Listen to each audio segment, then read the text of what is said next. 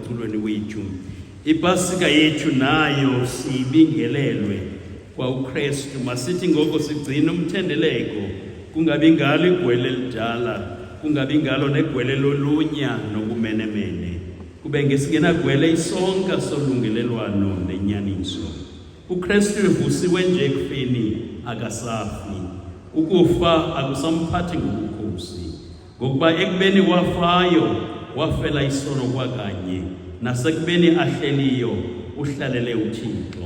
Manithi kwanjalo nani nizibalele ukuba nifile ngakuso isono okunene, koko niphilele uThixo ngaye uYesu Kristu inkosi yethu. uKristu uvukile ekufeni, waba sisandulela sabaleleyo ukufa, ngokuba ke kwasekubeni kuze ngomntu ukufa, kwangomntu ukuvuka kwabafileyo, ngokuba njengokuba besifa bonke ngoAdamu, kwanjalo bayaphiliswa bonke nguKristu. Dumisani uYehova.